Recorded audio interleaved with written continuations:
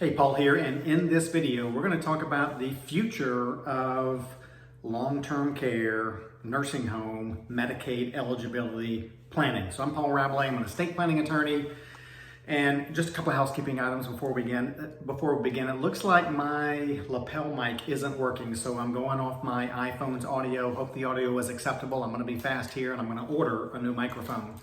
All right, so here's where we are today. I'm making this video on May 4th, 2020, in the middle of the coronavirus COVID-19 pandemic. Here's the deal.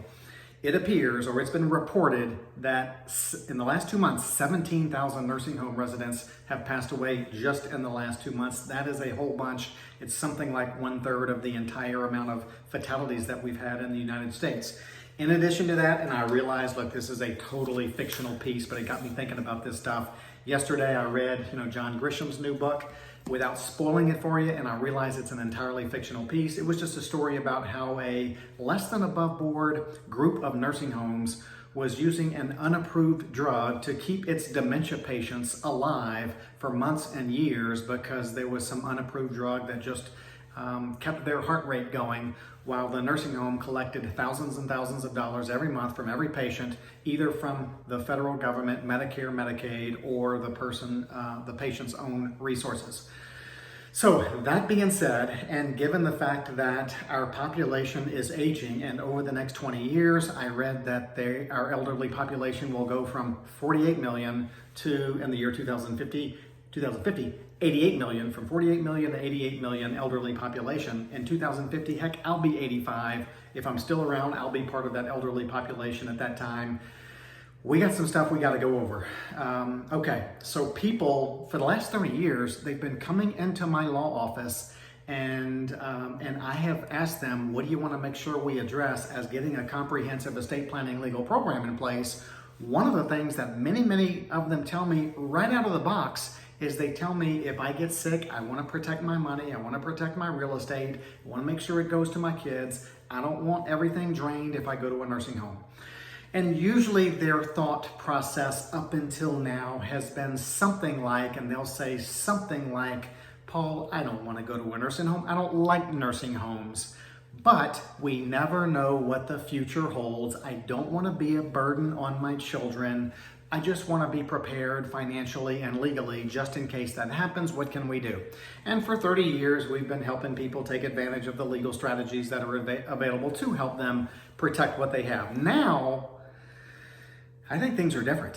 I think moving forward, at least in the immediate future, the next several months, the next few years, people's mindset is going to go from, I don't really like nursing homes, but it might be necessary for me to be one in the future. So I want to protect that few $100,000 that I've saved. I don't want to have to deplete it all if I go to a nursing home. So I want to take advantage of all the legal strategies so that when or if I go to a nursing home, all of what I have is protected. That's been the mindset up until now. Moving forward, I think the mindset is going to be, I ain't going to a nursing home.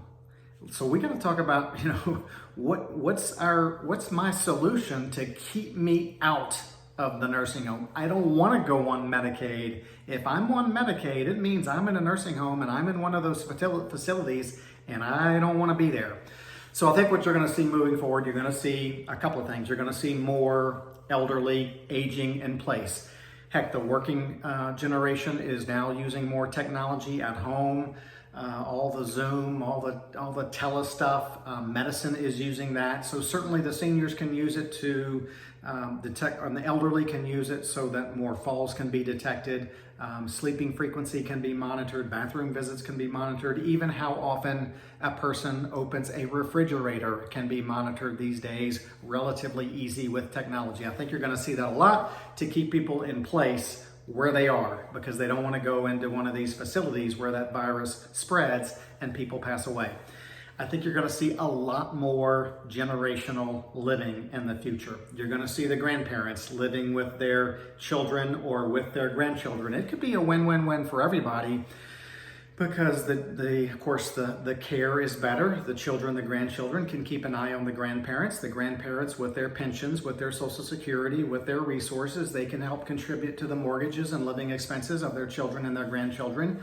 And you're going to see a lot of that. I mean, I don't see any way around it.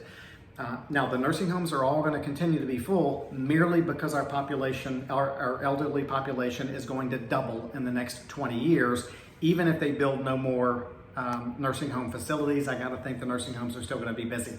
So I'd like to hear your thoughts, but right now, I've gone from several inquiries a week of, Paul, how can we protect our stuff so that when we go to a nursing home, it's protected. I'm not hearing any of that. If we go to a nursing home discussion, I gotta think what's going through people's minds are, I ain't going there.